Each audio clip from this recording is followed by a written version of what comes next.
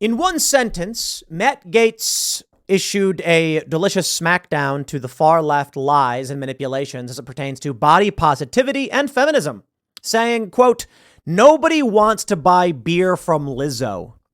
Matt Gaetz defends Miller Lite bikini ads that firm apologized for and says they encourage men to buy beer. You may have seen the story. It came out that Miller Lite produced a commercial where they said they're going to take old advertisements of bikini-clad women, compost it, grow hops from it, donate those hops to women brewers who can make beer. I think the first and obvious problem, as I've mentioned before, is that there's chemicals, dyes, and garbage in those adverts, and I don't want that leaching into my hops, for which I will drink. So I'll pass. The only thing Miller Lite accomplished is me saying, watch out for beer brewed by women, because if they use those garbage hops, it could have like dyes and chemicals leached into it. So, not interested.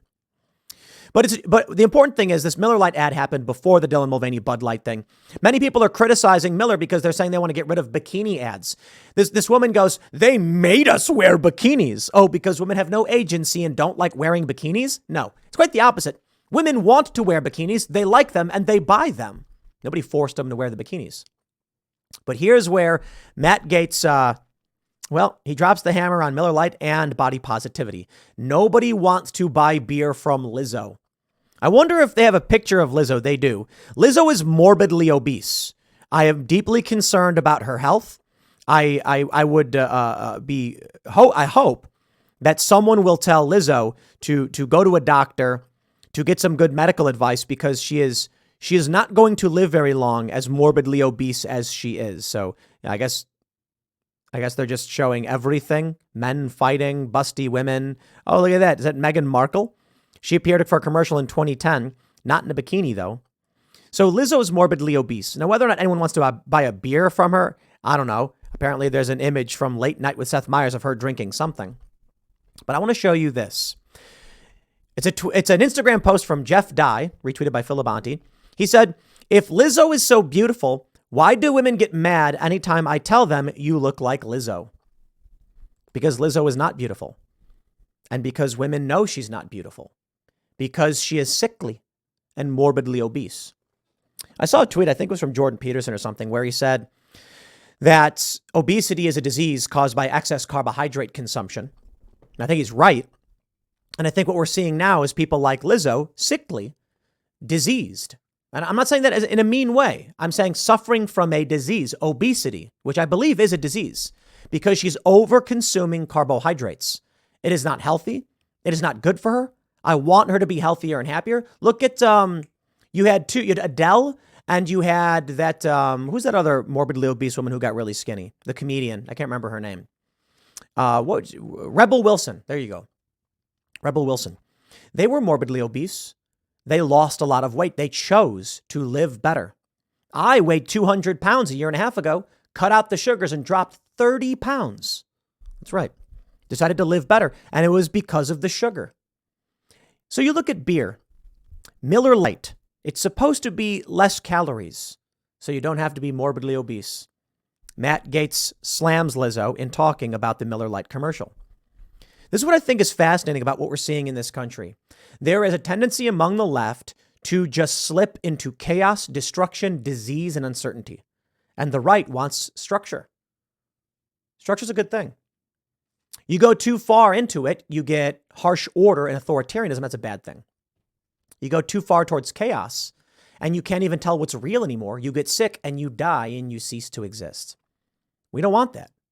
So there's got to be a fine balance where people are allowed to explore this world, this reality, live the way they so choose without destroying everything. Which means if you're morbidly obese and you want to chug a bunch of beer and get real fat and sick, I don't care that you do. But our society should not encourage it. We should say two things. One, if you want to live this way, live this way. Two, also living this way will likely kill you, so we encourage you not to do it. But we'll allow it.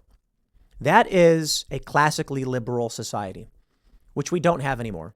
Now we have vice, a society of pure vice. Now, conservatives try to hold on for dear life to something that can bring structure and order and help us move forward and progress. But the left is all about what feels good right now, no matter what. Meaning they will eat garbage and get sick and then demand you pay for their health care.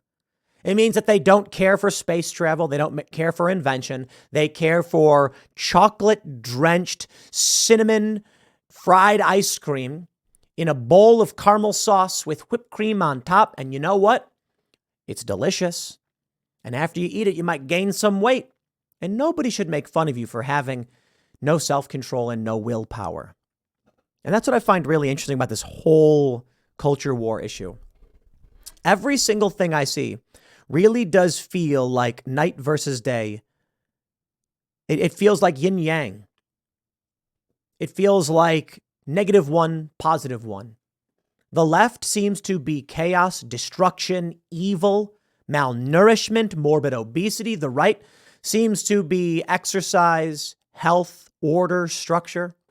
I say tends to be. There are a lot of leftists who are fit and eat right. There are a lot of conservatives who are morbidly obese and gross. It's about tendencies. One will lead you towards happiness and comfort. You'll have a smile on your face as you feel better than you've ever felt in your life when you get rid of the alcohol and the sugar. On the left, they use the alcohol and the sugar to feel good in the short term. And then when their bodies become sickly and unhealthy, they take in more sugar and alcohol to make themselves feel better again. It's destructive. It's addiction. You know, I often tell people you got to exercise. You know why?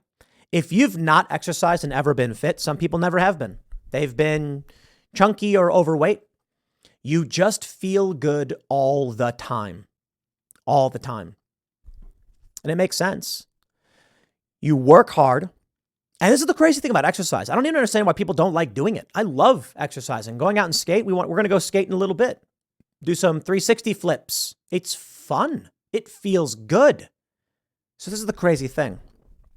Here's what I see with the addiction. Sure, it feels good in the short term, but it's hard to maintain. If you get into exercise, hanging out with good people who encourage you, eating healthy, and being fit, you feel good all the time and you have fun doing it. I exercise. I go out and skate. I don't go out and skate because I want to be fit and lose weight. I go out and skate because it is fun to ride around and to get air and to do tricks. And then you get drenched in sweat and your body improves because of it. So you mean to tell me I can go out and have a good time and then I feel better all the time because of it? It's a crazy idea. It's win, win, win. You just feel good, good, good. There's no balance there. There's no negative. But for the people who don't exercise, who eat nothing but garbage, who are morbidly obese, they're clearly unwell. Not all of them are unhappy. I'm sure there are many of you who are watching who might find yourselves being obese, and you may be happy. And I say, yeah, good for you. Live how you want to live. That's fine. I'll live how I want to live. But I think you'd be happier if you were fit. I think you'd look better. You'd have more confidence. You'd live longer. You'd save money. You'd think more clearly. You'd see better. You'd hear better. Everything would just be better. And ain't nobody going to be making fun of you or calling you Lizzo. But this is where we are in the modern world right now. Feminists and women go around claiming that Lizzo is beautiful, but then if you call them Lizzo, they'll get mad. They'll say Dylan Mulvaney is beautiful. What do you think would happen if you called a woman as attractive as Dylan Mulvaney? What do you think would happen if you went to a woman who was a feminist and you said, wow, you look a lot like Dylan Mulvaney? Do you think they would feel good about that? Because it's all a lie. It's all an act. We know morbid obesity is bad for you, causes cancer, can kill you. But the left lies and pretends because they don't want to admit they're wrong. They don't want to admit they screwed up. They don't want to admit they are leading people down dangerous, dark paths. So what do? They encourage other people to do it. Man, I've never seen a better example of misery loves company. And that is the modern culture war. It's a lot more than that. It's not just the morbid obesity of Lizzo or Matt Gaetz roasting or anything like that. It's not just Miller Lite or Bud Light. But a large component of it is, are you willing to roll up your sleeves, do some heavy lifting so that you can live better tomorrow? The left says, no, you pay for my health care. The right says, pay for it yourself. I think a solution to a lot of our problems is to take young people and force them Every 18-year-old as part of their high school has to go on a camping retreat. 3 weeks out in the wilderness, and you have only limited supplies. Let's see how you do. It'll be done safely and securely. I tell people to drop their kids off in the woods, and they're like, whoa, I'm not saying abandon them. I'm saying bring your kids to the woods, hang out nearby, and see how they do. Be there to protect and to guide them, but teach them to be self-sufficient. Have them exercise. Anyway, you get the point. I'll leave it there. Next segment's coming up tonight at 8 p.m. over at youtube.com/TimcastIRL. Thanks for hanging out, and I'll see you all then.